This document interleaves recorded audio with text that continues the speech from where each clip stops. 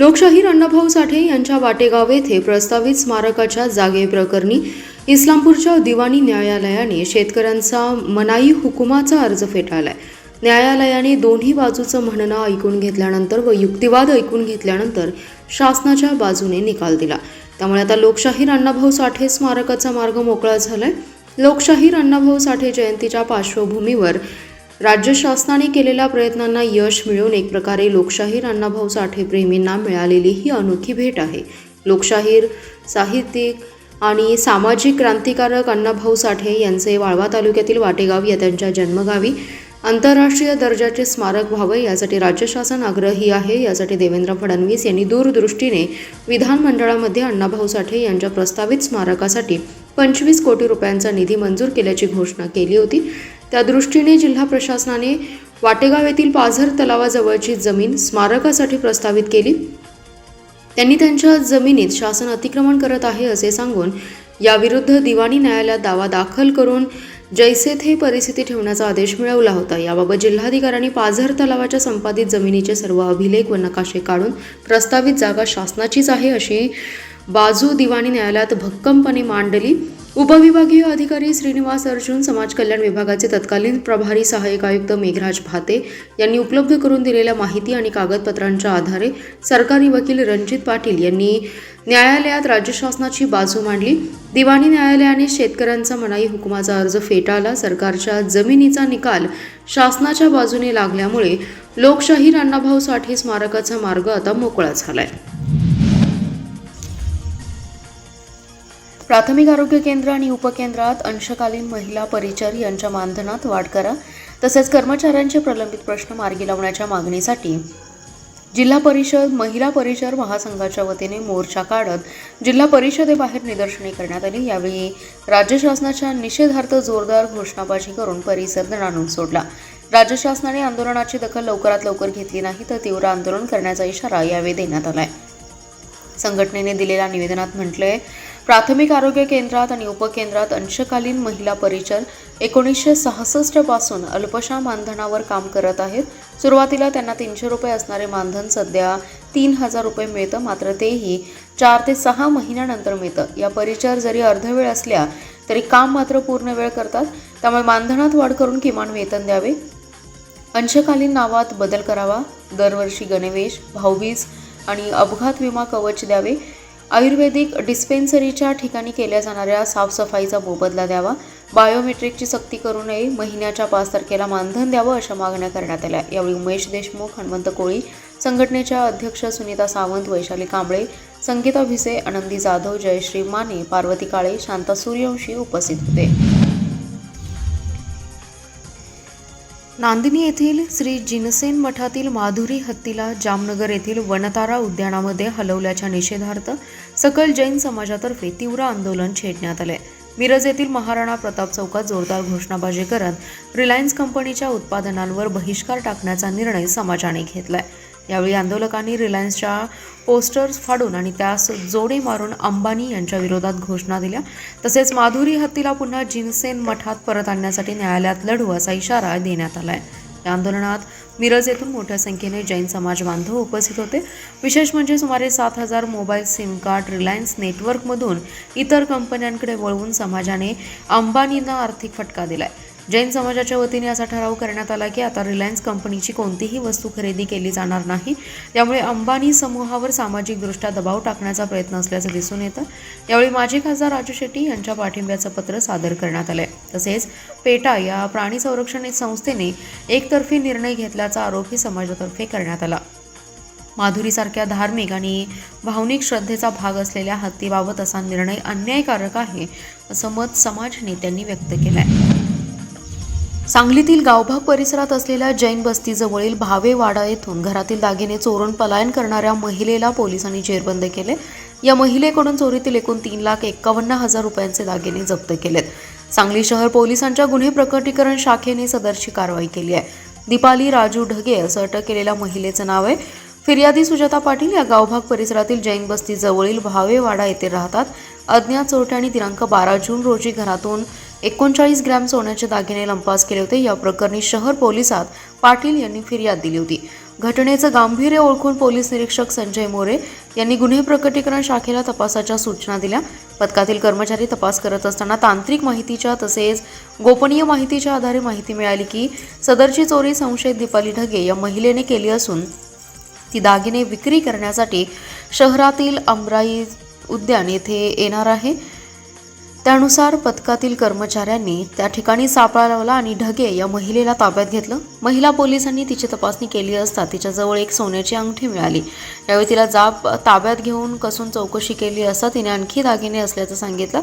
यावेळी तिच्याकडून 1,44,000चे सोन्याचे गंठण, 90,000चा नेकलेस, 31,500 रुपयांचे कानातले टॉप्स, 22,500 रुपयांची सोन्याची अंगठी आणि 63,000चे मनी असा एकूण 3,51,000चा मुद्देमाल जप्त केलाय. देशामध्ये मुस्लिमांची संख्या वाढू लागली आहे. दुसरीकडे ख्रिश्चन समाजाने धर्मांतराचा सपाटा लावलाय. हिंदूंच्या या देशाला ख्रिश्चन मुस्लिम राष्ट्र बनवण्याचा डाव आहे. याला सडेतोड उत्तर दिलं जाईल. धर्मांतर विरोधी कायदा, जनसंख्या नियंत्रण कायद्यासाठी हिंदू एकता आंदोलन संघटना प्रयत्नशील असून यासाठी राज्यभरामध्ये आंदोलन केलं जाईल. परंतु गावागावांमध्ये धर्मांतर करण्यासाठी कोणी आला तर त्याला सोडू नका, हिंदूंचा हिसका दाखवा, असं आवाहन माजी आमदार तथा हिंदू एकता आंदोलन संघटनेचे प्रदेशाध्यक्ष नितीन शिंदे यांनी केलंय. टाकळी येथे हिंदू एकता आंदोलन संघटनेच्या शाखेचं उद्घाटन माजी आमदार शिंदे यांच्या हस्ते झालं. या प्रसंगी ते बोलत होते. पुढे बोलताना शिंदे म्हणाले, देशामध्ये दिवसेंदिवस बेकायदेशीर प्रार्थनास्थळांची संख्या वाढू लागली आहे. देशाला ख्रिश्चन आणि मुस्लिम राष्ट्र बनवण्याचा प्रयत्न सुरू आहे. स्वागत आणि प्रास्ताविक वाघमोडे यांनी केलंय. जिल्हाध्यक्ष संजय जाधव, दत्ता भोकरे, मनोज साळुंखे यांची भाषणे झाली. यावेळी राम भोसले यांची मिरज टाकळी शाखा अध्यक्ष आणि विकास पाटील यांची मिरज टाकळी शाखा उपाध्यक्ष म्हणून नियुक्ती करण्यात आली. यावेळी हिंदू एकताचे प्रकाश चव्हाण, सोमनाथ गोटखिंडे, अवधूत जाधव, अनिरुद्ध कुंभार, गजानन माने, अरविंद एतनाळे, प्रकाश भोसले, कृष्णा नायडू, राहुल पोळ, उमेश लोडके, राम आठपाडकर, प्रेम देसाई, दीपक नायडू, विजयसिंग राजपूत, राहुल पवार, प्रकाश कोरे, निखिल वोरावत, सागर चौगुले, सुनील गुलवणे, हेमंत टकले, श्रीधर माळी, सचिन कौलगे, राम करांडे, आशुतोष करांडे, यश देसाई, संयम करांडे, राजू करांडे आदी जण उपस्थित होते. राज्य शासनाच्या आरोग्य विभागाकडून जिल्ह्याला अत्याधुनिक 3 नव्या शववाहिका मिळाल्या आहेत. मात्र या शववाहिकेचा वापर जिल्हा परिषदेला होणार नसल्याने त्यांनी महापालिकेला कळवलं आहे. महापालिकेने शववाहिका घेण्यास संमती दर्शवली, पण विभागीय आयुक्तांकडून अद्याप मान्यता मिळाली नसल्याने या शववाहिका जागेवर थांबू नयेत. त्यामुळे याचा लाभ जिल्हा परिषद किंवा महापालिकेला होत नाही. राज्य शासनाच्या आरोग्य विभागाकडून विविध जिल्ह्यात अत्याधुनिक शववाहिका उपलब्ध करून देण्यात आलेल्या आहेत. महापालिकेला देखील शववाहिका उपलब्ध करून देण्याबाबत लेखी स्वरूपात विचारणा केली असता एक शववाहिका मिळण्याबाबतचा प्रस्ताव सादर केला होता. मात्र जिल्हा परिषदेच्या आरोग्य विभागाकडे 3 शववाहिका उपलब्ध असून या 3ही शववाहिका महानगरपालिकेने घ्याव्यात अशा सूचना जिल्हा प्रशासनाकडून करण्यात आली होती. त्यानंतर महानगरपालिकेने या शववाहिका घेण्याबाबतचे लेखी संमतीपत्र जिल्हा परिषदेच्या आरोग्य विभागाकडे सादर केले. जिल्हा परिषदेच्या आरोग्य विभागाने पुणे विभागीय आयुक्त तसेच विभागीय परिवहन अधिकारी पुणे यांच्याकडे अंतिम मंजुरीसाठी प्रस्ताव सादर केलाय. मात्र अद्याप मंजुरी न मिळाल्याने गेल्या 2 ते 3 महिन्यापासून नव्या, कोऱ्या आणि सर्व आधुनिक सुविधांसह सेवेसाठी तयार असलेल्या शववाहिका एकाच ठिकाणी थांबून गंजत आहेत. वास्तविक महानगरपालिकेच्या सांगली प्रभाग क्रमांक 1 आणि 2 साठी असणाऱ्या जुनाट शववाहिका अनेकदा रस्त्यातच बंद पडतात, तसेच सातत्याने नादुरुस्त असतात. त्यामुळे महानगरपालिकेने पुढाकार घेऊन या शववाहिका ताब्यात घ्याव्यात अशी मागणी माजी नगरसेवक जगन्नाथ ठोकळे यांनी केली आहे. शिरोळ तालुक्यातील नांदणी येथील माधुरी उर्फ महादेवी या हत्तीनीला पुन्हा नांदणी मठातच ठेवण्याची गरज आहे. तसेच सांगली संस्थानच्या गणपती मंदिरासाठी नवीन बबलू हत्ती आणावा या मागणीसाठी सांगलीतील मारुती चौक येथे भारतीय जनता पक्ष आणि नागरिकांतर्फे धरणे आंदोलन करण्यात आले. यावेळी स्वाक्षरी मोहीम ही राबवण्यात आली. सांगलीकरांच्या भावना लक्षात घेता मंदिरात नवीन हत्ती आणण्याची गरज असल्याचे आंदोलकांनी सांगितलं. हत्ती आमचा लाडका आहे, तो आमच्या श्रद्धेचा भाग आहे. नवीन हत्तीला आम्ही तळ हाताच्या फोडासारखं जपू, त्याचं संगोपन लहान मुलांसारखं करू, असंही आंदोलनकर्त्यांनी नमूद केलं. यावेळी भाजपचे युवा नेते पृथ्वीराज पवार, माजी नगरसेविका उर्मिला बेलवलकर, माधुरी वसगडेकर, विलास शिंदे, विजय साळुंखे, उदय मुळे, चंद्रकांत सूर्यवंशी, स्नेहल जगताप, सतीश जाधव, रामचंद्र देशपांडे, अभिमन्यू भोसले, राहुल कुलकर्णी, प्रशांत चिपळूणकर, अविनाश मोहिते, निलेश हिंगमिरे, प्रथमेश मुळे, सचिन घेवारे यांच्यासह नागरिक उपस्थित होते. मिरज शहरातील डॉक्टर बाबासाहेब आंबेडकर उद्यान परिसरात त्यांचा नवीन पुतळा, भव्य स्मारक आणि अभ्यासिका उभारण्यात यावी, यासाठी राज्य शासनाने 12 कोटींचा निधी द्यावा अशी मागणी राज्याचे विधानसभा उपाध्यक्ष आमदार अण्णा बनसोडे यांच्याकडे करण्यात आली आहे. याबाबत आंबेडकरी समाजाचे नेते डॉक्टर महेशकुमार कांबळे यांनी त्यांना निवेदन दिलं. दिलेल्या निवेदनात म्हटलंय, मिरज शहरात बौद्ध आणि बहुजन समाजाची मोठी लोकसंख्या असूनही गेल्या अनेक वर्षांपासून डॉक्टर बाबासाहेब आंबेडकर यांच्या स्मारकासाठी कोणतीही ठोस पावले उचलली गेली नाहीत. मागील 20 आरक्षित मतदारसंघातील आमदार यांनी प्रतिनिधित्व केलं, मात्र त्यांनी बौद्ध समाजाच्या हितासाठी आवश्यक पायाभूत सुविधा किंवा स्मारकासाठी निधी उपलब्ध करून दिला नाही.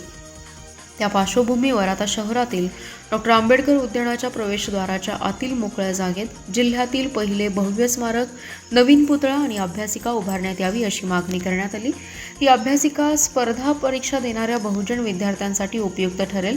तसेच मिरज तालुक्यातील सलगरे, आरग, बेडग, मालगाव आणि कौलापूर या गावांमध्ये नव्याने संविधान भवन बांधण्यासाठी आणि त्यामध्ये अभ्यासिका स्थापन करण्यासाठीही निधी मिळावा अशी विनंती करण्यात आली आहे. जिल्हा परिषद बांधकाम विभागाकडील मजूर सोसायटी आणि सुशिक्षित बेरोजगारांना 10,79 लाख रुपयांच्या कामांचं वाटप ऑनलाईन पद्धतीने गुरुवारी करण्यात आलं. सुशिक्षित बेरोजगार अभियंत्यांना 5,45 लाखांची 103 कामे तर मजूर सोसायट्यांना 5,34 लाखांची 77 कामांचा समावेश आहे. मिनी मंत्रालयातील वसंतदादा पाटील सभागृहात काम वाटप ऑनलाईन लॉटरीद्वारे पार पडलं. समितीचे अध्यक्ष अतिरिक्त मुख्य कार्यकारी अधिकारी मनोज जाधव, बांधकामचे कार्यकारी अभियंता कुंडले कुबाळे, जलसंधारण अधिकारी रावसाहेब सरग, सर्व शिक्षणचे प्रभारी कार्यकारी अभियंता उमेश पाटील उपस्थित होते. काम वाटपामध्ये सुशिक्षित बेरोजगार अभियंत्यांसाठी 103 कामांसाठी 1,828 प्रस्ताव सादर केले होते. त्यापैकी 5,45 लाखांच्या 97 कामांचं वाटप झालं. तसेच मजूर सहकारी संस्थांसाठी 82 कामांसाठी 359 प्रस्ताव सादर केले होते. त्यापैकी 5,34 लाखांच्या 77 कामांचं वाटप झालंय. त्यामध्ये बेरोजगार अभियंत्यांकडून 6 कामांना प्रतिसाद मिळाला नाही. तसेच मजूर संस्थांकडून 5 कामांना प्रतिसाद मिळाला नसल्याने ती कामे पुढील काम वाटपामध्ये घेण्यात येणार आहेत. ज्यांना कामे मिळाली आहेत त्यांनी 4 ऑगस्टपर्यंत अनामत रक्कम आणि करार तालुका मुख्यालयाकडे करावा असं आवाहन कार्यकारी अभियंता उबाळे यांनी केलं आहे. राष्ट्रवादी काँग्रेस शरद पवार पक्षाचे नेते जयंत पाटील यांच्या मार्गदर्शनाखाली शहर जिल्हा राष्ट्रवादीकडून रुग्णांची मोतीबिंदूची मोफत शस्त्रक्रिया करून दिल्या जात आहेत. या शस्त्रक्रियेची 121वी बॅच मेहता हॉस्पिटलमध्ये पार पडली. यामध्ये 9 जणांवर मोफत मोतीबिंदूची शस्त्रक्रिया करण्यात आली आहे. गेल्या अनेक वर्षांपासून पक्षाचे शहर जिल्हाध्यक्ष संजय बजाज व युवक शहर जिल्हाध्यक्ष राहुल पवार यांच्या मार्गदर्शनाखाली गरजू आणि गरीब रुग्णांना रुग्णसेवा देण्यात येतात. या महाआरोग्य शिबिराच्या माध्यमातून सांगली जिल्ह्यातील हजारो रुग्णांना आरोग्य सेवेचा लाभ मिळत आहे. अनेकांची मोतीबिंदूची शस्त्रक्रिया केली जाते. 121वी बॅच नुकतीच पार पडली. यावेळी पक्षाचे सोशल मीडिया सेल सांगली शहराध्यक्ष अभिजित रांजणे, युवक शहर जिल्हा सरचिटणीस अकबर शेख, तानाजी गडदे, मुन्ना शेख आणि रोहित आठवले आदी जण उपस्थित होते. यावेळी वैद्यकीय सेलचे जिल्हाध्यक्ष उमर गवंडी, रोहित आठवले, डॉक्टर शुभम जाधव आणि निलेश शहा यांनी पाठपुरावा केला.